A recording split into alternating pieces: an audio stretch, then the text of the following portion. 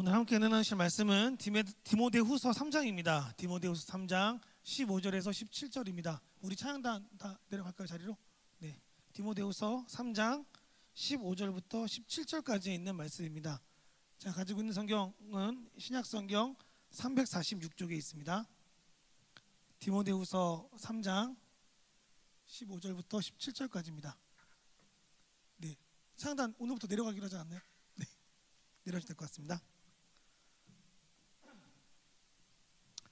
디모데후서 3장 15절부터 17절입니다. 다 찾으셨나요? 네, 그럼 우리 함께 한 목소리 합독하도록 하겠습니다. 우리 함께 읽겠습니다. 또 어려서부터 성경을 알았나니 성경은 능히 너로 하여금 예수 그리스도 예수 안에 있는 믿음으로 말미암아 구원에 이르는 지혜가 있게 하느니라. 모든 성경은 하나님의 감동으로 된 것으로 교훈과 책망과 바르게 함과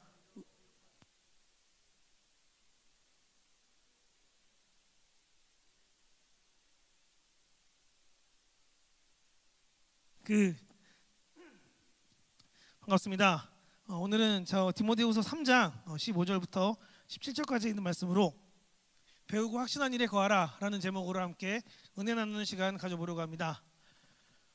우리가 TV를 보거나 인터넷을 서핑하거나 아니면은 뭐 영화를 보거나 어떤 미디어 매체를 보든지 간에 여러분 수많은 메시지가 흘러나옵니다. 이것은 반드시 필요하고 이렇게 사는 게 옳은 일이고 이렇게 살면 잘 살 수 있고 이렇게 하면 성공할 수 있고 이렇게 하면 여러분의 내일이 오늘보다 나아질 수 있습니다. 그런 수많은 메시지들이 이 시대에 즐비합니다. 그런데 그렇게 수많은 메시지들을 우리가 듣고 있으면요, 그 메시지들을 듣는 가운데 그런 생각이 들 거예요. 이게 뭐가 맞는 메시지지? 제가 얼마 전에 그런 기사를 본 적 있어요. 커피를 먹지 말래요.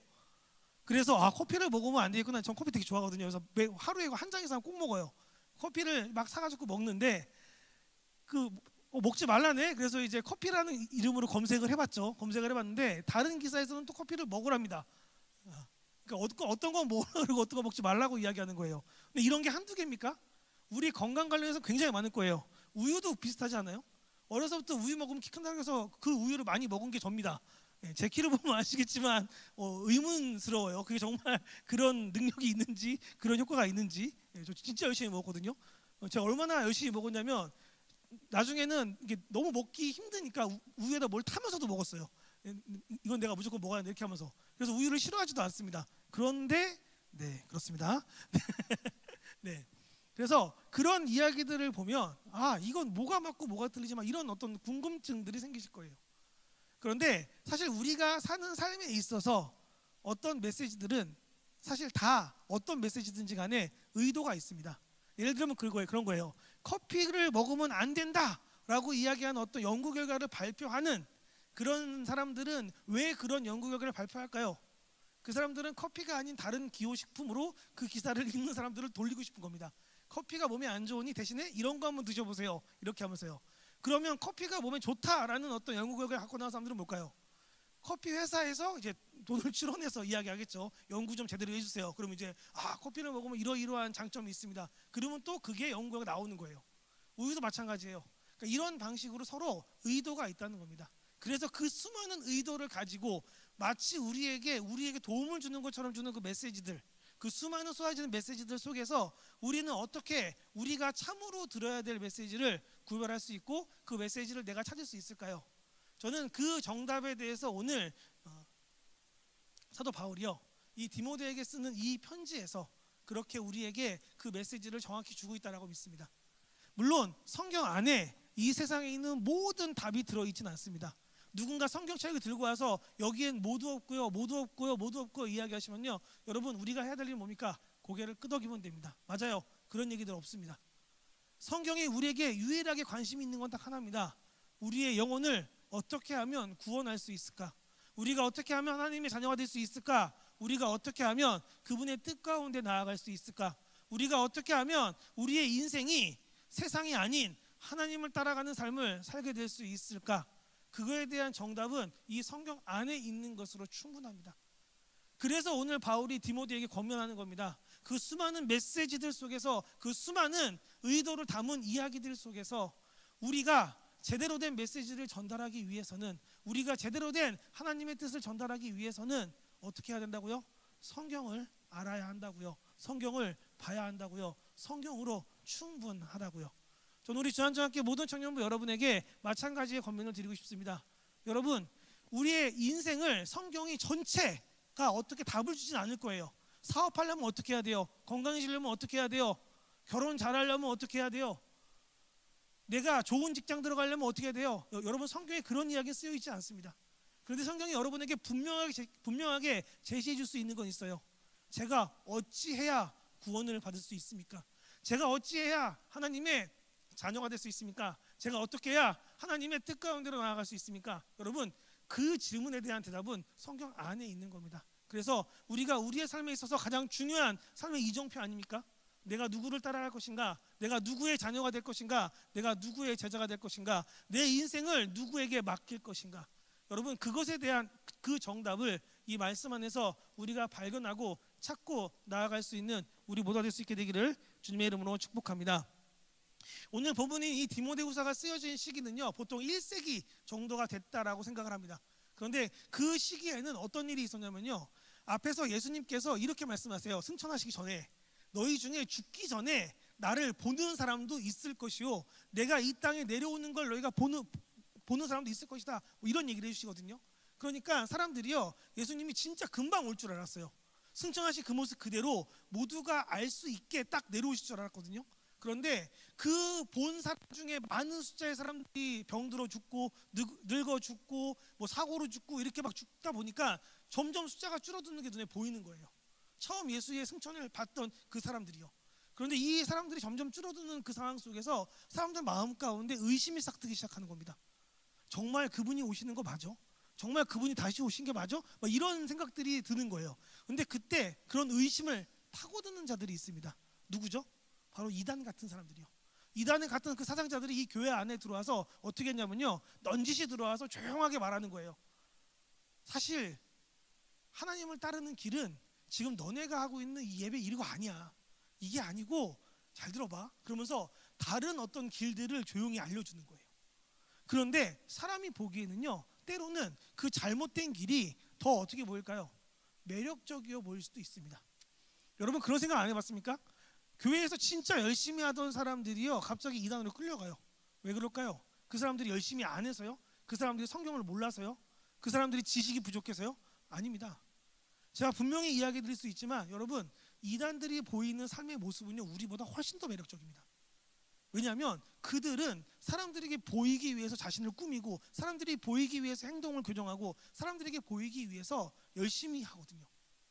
이때 당시 유대인도 마찬가지였어요. 여러분, 유대인들하고 그리스도인들하고 딱 모아 둘이 놓고서 사는 거 한번 딱 보세요. 누가 더 매력적인 삶인지.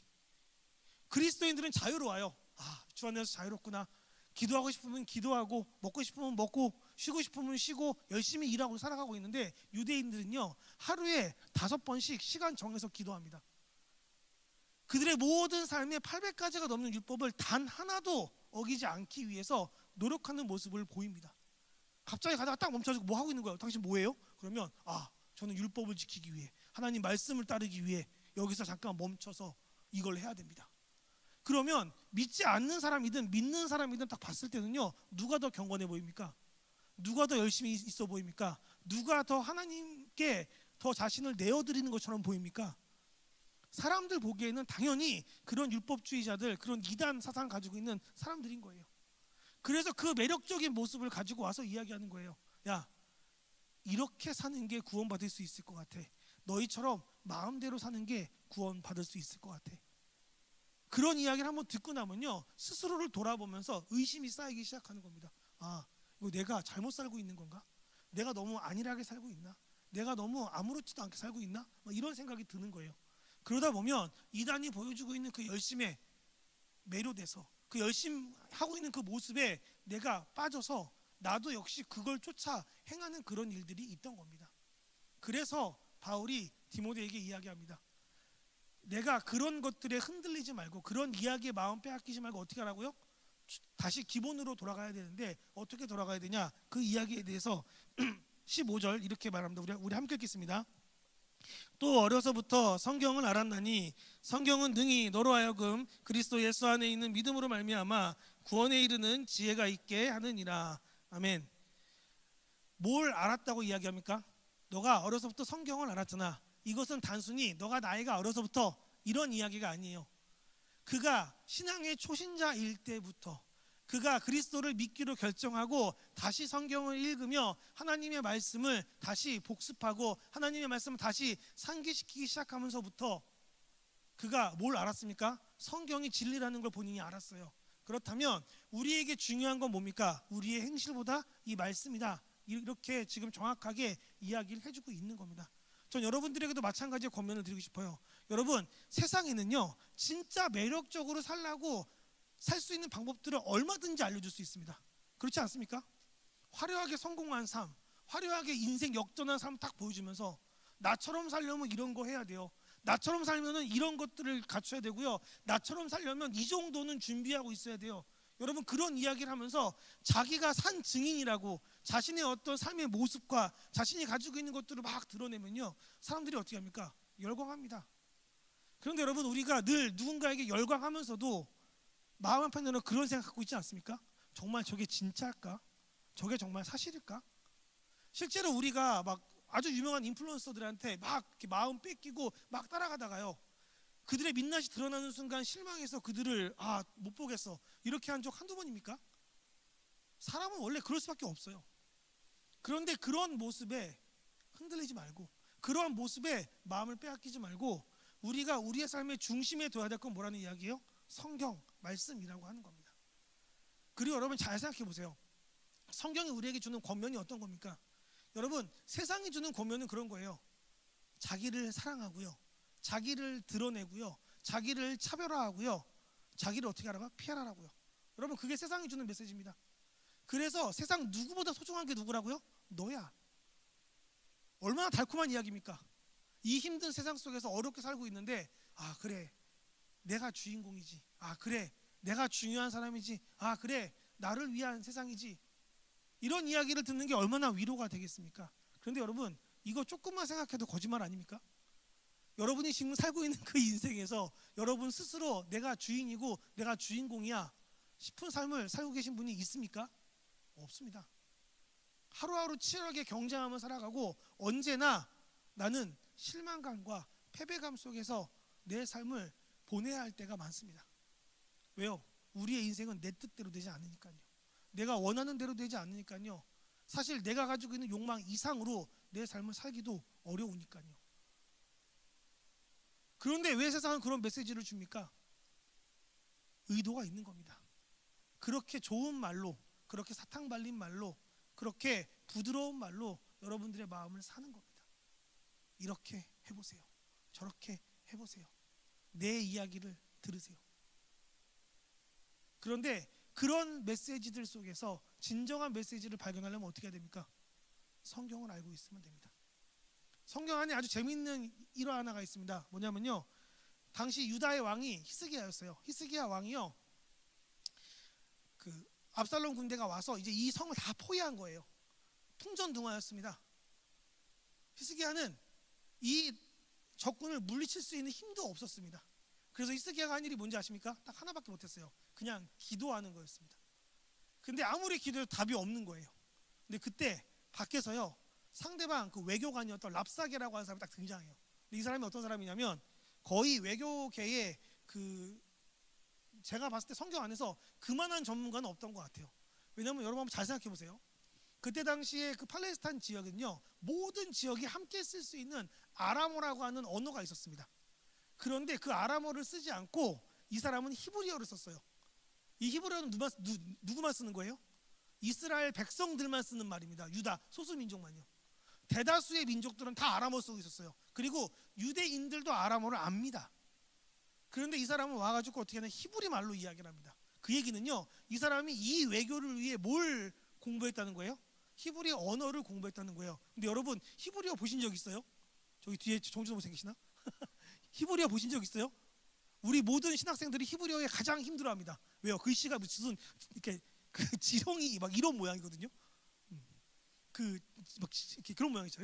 그래서 옛날에 제롬인가 했던 그 목사님께서 이렇게 말씀하셨어요. 뭐냐면 내가 히브리어 보는 게 진짜 어려운데 히브리어가 어떻게 생겼냐? 지렁이가 지나가는데 누가 이렇게 나무로 쿵 찍은 거예요. 지렁이가 죽었어요. 그 상태에서 딱 했더니 히브리어 무슨 모양이었다고. 진짜 생긴 거 진짜 어렵거든요, 글씨가. 그런데 그 어려운 히브리 말을 랍사게가 똑같이 하는 겁니다. 그 언어, 그 나라 진짜 그 원주민처럼요. 그래서 모든 히브리 사람들 그 얘기를 듣고 잠깐만, 저 사람이 히브리어로 이야기하면서 귀를 쫓고 세우는 거예요. 그래서 나중에 안 되니까 어떻게 하면 그 히스기야의 외교관들이 간청을 합니다. 제발 우리 아람어도 알아들을 수 있으니까 아람어로 얘기하십시오. 근데 랍사게가 어떻게 하냐면 아니 그럴 필요 없다. 내가 당신들을 위해 일부러 히브리어로 얘기할 거다. 그러면서 들을 사람 다 들어야지. 그러면서 히브리어로 막 이야기를 시작해요. 근데 내용이 뭔지 아십니까? 내용이 이런 내용이었어요. 너희가 하나님을 떠났기 때문에 하나님도 너희를 버렸다. 하나님이 너희를 심판하시기로 결정했기 때문에 너희가 이 아수르에 의해 심판을 당할 것이다. 하나님이 너희를 버리셨기 때문에 너희는 구원을 받지 못할 거다. 그런데 여러분, 이거 원래 누가 했던 메시지인지 아십니까? 이거요, 선지자들이 이스라엘 백성들에게 몇 대에 걸쳐서 했던 예언들이었어요. 그러다 진짜 망한다. 그러다 진짜 망한다. 그러다 진짜 망한다. 실제로 이 랍사게가 이야기하던 그 시점은요, 북이스라엘이 이미 아수르한테 다 멸망당한 뒤였습니다. 그런 메시지를 막 주고 있는 거예요. 근데 여러분, 랍사게가 진짜 선지자의 마음으로 이스라엘 백성들 돌이키라고 이 얘기를 하고 있을까요? 아니요. 그가 왜 그런 이야기를 하면 그 뒤에 의도가 숨겨 있었습니다. 그러니까 너희 뭐 하라고요? 하나님을 버리고 누구한테 오라고요? 이 아수르의 무릎을 꿇어라. 목숨은 살 수 있을 거다. 너희의 그 어떤 자리들은 다 유지가 될 것이다. 이게 원래 의도였거든요. 그래서요, 그 이야기를 듣고 있다 그 의도까지 다 들었을 때 히스기야가 속으로 쾌재를 부릅니다. 그래서 어떻게 하냐면 히스기야가 얘기해요. 네가 지금 얘기한 그거 다 문서로 적어서 좀 줄래? 랍사게는 그렇게 생각했을 거예요. 아, 이거 적어서 주면 공표하려나? 그래서 아주 신명나게 적어줬어요. 그랬더니 히스기야가 뭐 했을까요? 가지고 가서 단 위에 올려놓고 기도합니다. 하나님, 제가 그랬어요. 하나님이 그날 저녁, 랍사게는 어떻게 했는지 모르겠지만 갑자기 아수르 내부에서 반란이 일어납니다. 두 아들이 반란을 일으켜요. 그것 때문에 어쩔 수 없이 왕이 아들을 제압하러 갔다가 죽습니다. 그래서 순식간에 아수르는 국군이 몰락당해요. 그래서 바벨론에게 원래는 이기고 있었는데 바벨론에게 질 수밖에 없는 상황으로 몰리게 됩니다. 근데 그 상황에서요, 저는 이런 생각을 했어요. 여러분, 이거는 히스기야가요, 그가 준 메시지에서 들을 거는 제대로 듣고 버릴 거는 잘 버렸기 때문에 할 수 있었던 일이었습니다. 글로 달라 그랬죠. 그도 성경을 가지고 있었습니다. 두루마리 형태이긴 했지만 그 말씀을 찾아보며 그가 했던 이야기가 뭐가 틀렸는지를 확인하고 그 틀린 것을 가지고 하나님 앞에 놓고 기도했더니 하나님께서 그런 일들을 허락해 주신 겁니다. 여러분, 이게 우리가 세상의 메시지에 대해 해야 될 일들입니다. 세상이 여러분에게 이야기하는 그 모든 이야기들을 고지고대로 들으면 여러분, 우리는 순식간에 괴물이 될 겁니다. 그러나 그 메시지들 속에서 들어야 할 말들과 듣지 말아야 될 말들을 성경을 통해 우리가 구별할 수 있는 사람들이 된다면 저는 믿습니다. 우리가 그 메시지들 속에서 하나님의 뜻을 발견할 수 있는 사람들, 그 메시지들 속에서 우리의 갈 길을 발견할 수 있는 사람들, 우리가 설 수 있는 그 길을 발견할 수 있는 우리 모두가 될 것입니다. 그래서 여러분, 그래서 우리에게 성경이 중요한 겁니다. 그래서 바울은 마지막으로 이렇게 권면합니다. 16절 17절입니다. 우리 함께 읽겠습니다. 모든 성경은 하나님의 감동으로 된 것으로 교훈과 책망과 바르게 함과 의로 교육하기에 유익하니 이는 하나님의 사람으로 온전하게 하며 모든 선한 일을 행할 능력을 갖추게 하려 함이라. 아멘. 뭐라고 이야기합니까? 의로 교육하기에 유익한데 어떻게 교육할 수 있다고요? 모든 선한 일을 할 수 있도록 해줄 것이다. 그런데 여러분, 선한 일을 할 수 있도록 해주는 게 성경밖에 없습니까? 세상에 도덕책들 많잖아요. 세상에 윤리책들 많잖아요. 세상에 어떤 자기계발서들 많이 있지 않습니까? 여러분, 그런 것들을 보는 것들은 우리가 선한 길로 갈 수 있게 해주지 않습니까? 여기서 말하는 선함이냐 여러분 그런 게 아니에요. 사람들이 생각하는 옳은 길, 사람들이 생각하는 괜찮은 길이 선한 길이 아닙니다. 성경에서 말하는 선한 길이라는 건 뭡니까?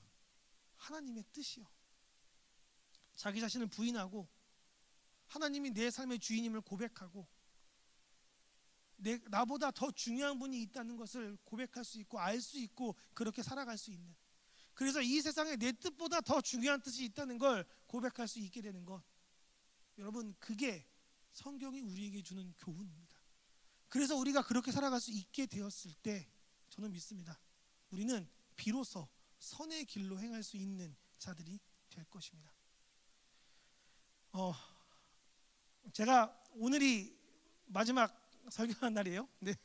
그래서 어떤 부분을 할까 많이 고민을 했어요. 그런데 여러분들에게 이 권면을 하고 가는 게 맞겠다라고 생각을 했습니다. 물론 멀리 가는 거 아닙니다.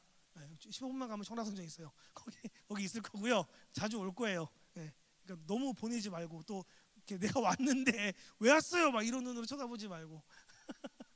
근데 제가 설교자로서 여러분과 함께 한 7년 시간 동안 있었던 것 같아요. 7년이라고 하는 시간 동안 있으면서 제가 남길 수 있는 한마디는 이거인 것 같습니다. 여러분, 성경을 배웠고요, 성경을 알았고요, 성경을 내가 믿는다면 배우고 확실한 일에 거하십시오.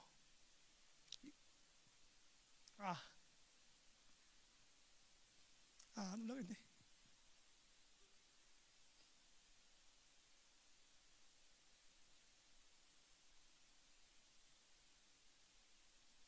네, 배우고 확실한 일에 거하십시오.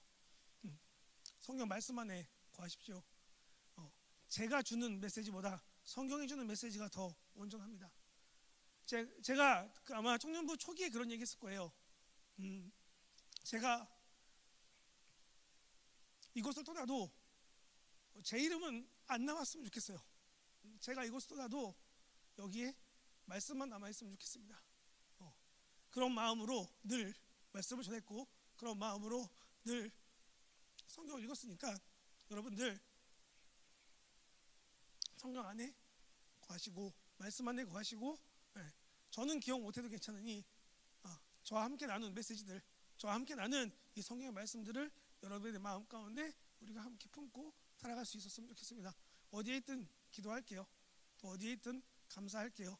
그리고 어디에 있든 여러분들 늘 기억하며 기도하겠습니다.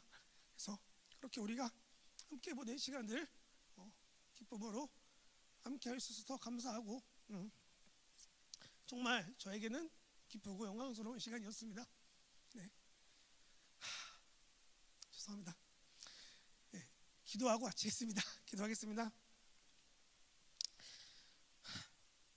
사랑과 은혜가 충만하신 하나님 아버지, 감사합니다.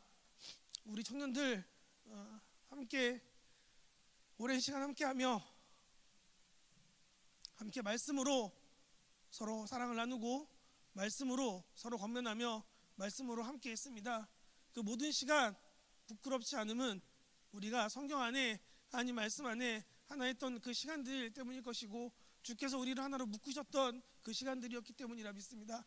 주님, 그래서 이 시간 이런 마음으로 기도합니다. 주님, 우리 모든 청년들 마음 가운데 성경이 모든 삶의 중심이 될 수 있도록 인도하여 주시고, 하나님의 말씀으로 저들이 무장되어서 정말 하나님 말씀으로 충분하다, 하나님의 말씀으로 충만하다, 하나님의 말씀으로 내가 부족함이 없다, 그렇게 고백할 수 있는 우리 모든 청년 될 수 있도록 아버지 인도하여 주시고, 저들의 삶 가운데 정말 필요한 그 모든 것들을 하나님의 말씀 안에서 발견할 수 있도록, 하나님의 사랑 안에서 발견할 수 있도록, 하나님의 은혜 안에서 발견할 수 있도록 축복하고 인도하여 주십소서.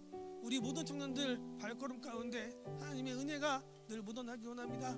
저도 함께 기도할 때 그 기도 가운데 함께하여 주시고, 우리가 함께 마음으로 하나 되는 이 모든 시간들을 정말 기쁘게 기억할 수 있도록 인도하여 주시고, 그리고 또 우리가 함께 서로가 서로를 향해 기도하며 사랑하는 그런 시간을 될 수 있도록 아버지 인도하여 주십소서. 그렇게 우리 모든 청년들 축복해 주시고 함께 인도하여 주십소서. 우리 이런 귀한 마음을 가지고 이 시간 함께 주여 한번 부르고 기도하겠습니다. 주여.